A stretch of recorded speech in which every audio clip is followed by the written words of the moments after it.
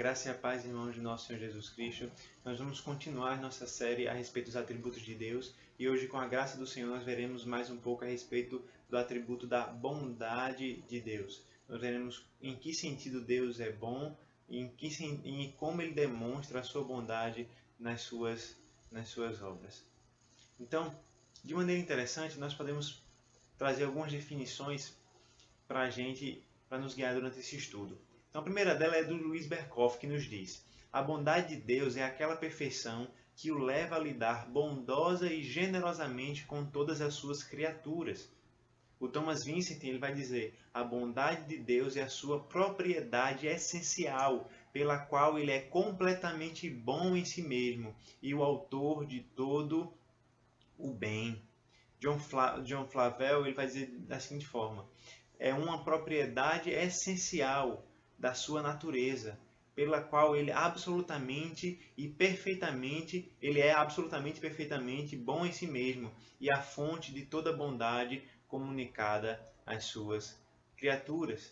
Então nós podemos observar muito bem que a bondade de Deus é um atributo do próprio Deus, faz parte da essência dele, faz parte da natureza do próprio Deus, onde ele é perfeitamente, absolutamente bom em si mesmo. E essa bondade é comunicada, é transmitida às suas criaturas.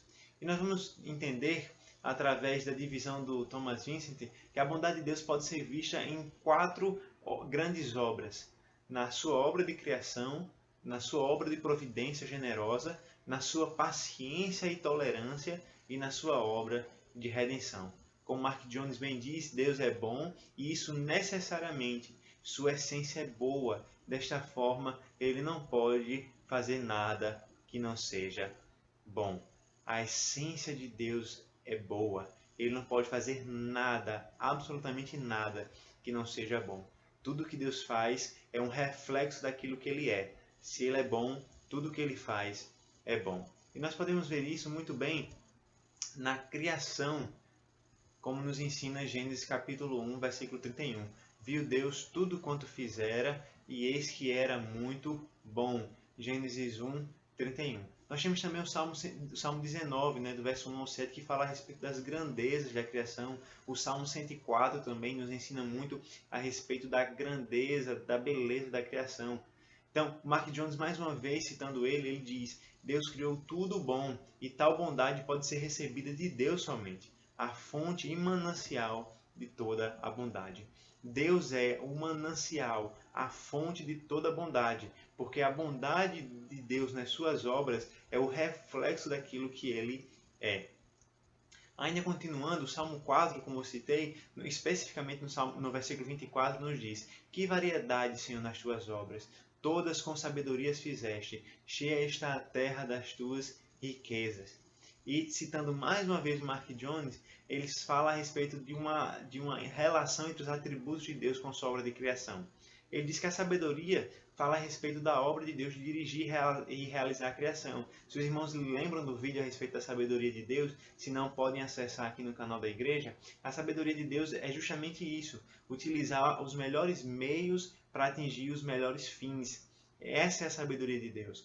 Então, se a sabedoria de Deus diz respeito a como Deus dirige para realizar o melhor fim, a sua criação, a bondade nos fornece um motivo para tudo isso. Então, se Deus ele tem o poder de dirigir tudo bem para o melhor fim, a bondade nos diz o motivo dele fazer isso. Ele faz porque ele é bom. A sua bondade guia os seus atos. A sua bondade guia a sua sabedoria. E essa é a conexão maravilhosa que nós precisamos entender. Um atributo se relaciona com o outro, de maneira que um não é independente do outro, um depende do outro. A sua sabedoria é guiada pela sua bondade, e a sua bondade só é perfeita porque se relaciona com a sua sabedoria, trazendo os melhores fins e os melhores meios para alcançar esse fim.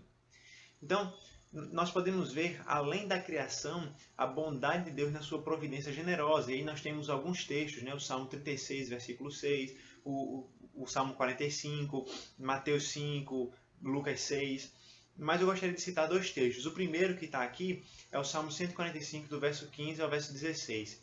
em que o salmista diz: em ti esperam os olhos de todos, e tu ao seu tempo lhes dás o alimento. Abres a mão e satisfazes de benevolência a todo vivente. Veja, todos esperam o alimento do Senhor. Quando o Senhor abre a mão, ele satisfaz a todo ser vivente. A benevolência dele satisfaz todo ser vivente. Todos esperam de Deus, todos esperam em Deus, e a bondade de Deus satisfaz a todos. Uma prova bem interessante disso é aquilo que Cristo nos ensina no texto de Mateus. Eu gostaria de ler para os irmãos esse texto, que nos diz assim: ouvistes que foi dito, amarás o teu próximo e odiarás o teu inimigo. Então Cristo diz: eu porém vos digo, amai os vossos inimigos e orai pelos que vos perseguem. E agora ele vai dizer um motivo para isso. Qual é a base desse mandamento? Ele nos ensina para que vos torneis filhos do vosso Pai Celeste, o objetivo, a base agora. Porque ele faz nascer o seu sol sobre maus e bons, e vi chuva sobre justos e injustos. Aí ele continua: porque se amardes os que vos amam, que recompensa tendes? Não fazem os publicanos também o mesmo? E se saudardes somente os vossos irmãos, que fazeis demais? Não fazem dos gentios também o mesmo? Portanto, sede vós perfeitos, como perfeito é o vosso Pai Celeste. A base do mandamento, amarás o próximo e ore, interceda pelo seu inimigo, é muito clara. O Senhor derrama da sua bondade até sobre os injustos. O Senhor derrama da sua chuva até sobre os injustos. Deus não traz o ar, Deus não traz a chuva, o vento a brisa que nos refresca, o vento que molha o solo e produz fruto, só sobre a lavoura do justo, ou só sobre a plantação daquele que é bom, daquele que é filho, daquele que é crente. Mas o Senhor traz a chuva que produz o fruto até mesmo para a lavoura do injusto. Isso mostra a bondade e a benevolência de Deus. E além da sua providência, que é justamente o ato dele sustentar aquilo que ele criou, inclusive injustos, nós podemos ver a sua bondade na sua paciência e na sua tolerância. Por exemplo, o texto de Romanos 2,4 nos ensina: ou desprezas a riqueza da sua bondade e tolerância e longanimidade, ignorando que a bondade de Deus é que te conduz ao arrependimento.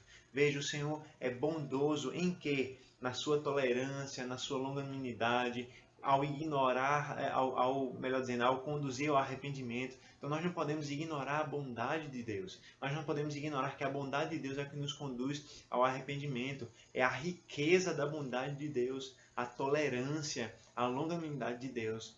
João 3,16, um texto muito conhecido nosso, nos diz: porque Deus amou o mundo de tal maneira que deu seu Filho unigênito para que todo aquele que nele crê não pereça, mas tenha a vida eterna.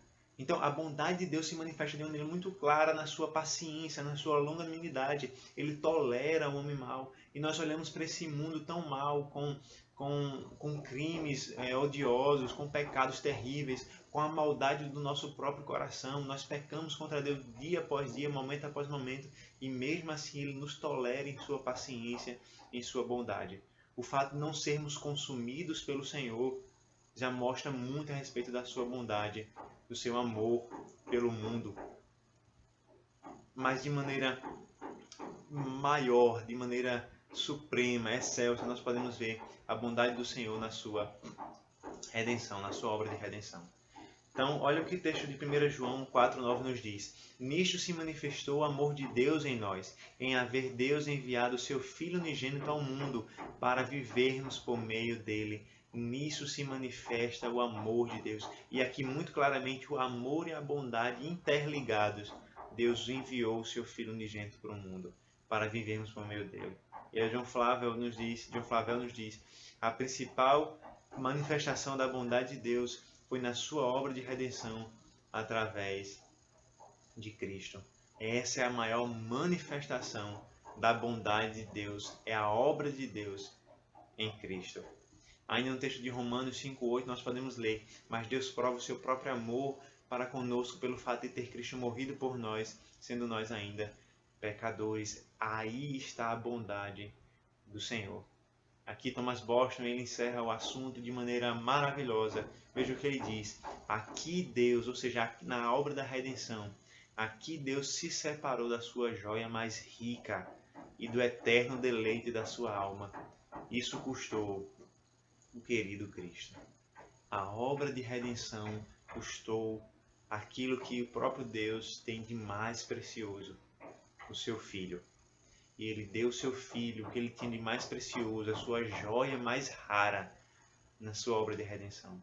Esse é o amor de Deus. Essa é a bondade de Deus, que é capaz de nos dar o que ele tem de mais precioso, o seu Filho, a sua joia mais rara.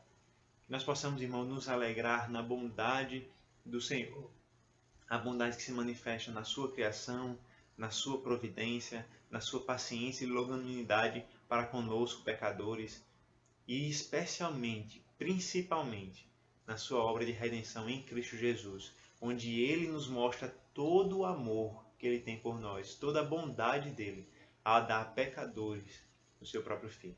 Que Deus nos guie e nos abençoe na apreciação dos seus atributos, e em especial hoje na apreciação do atributo da bondade de Deus.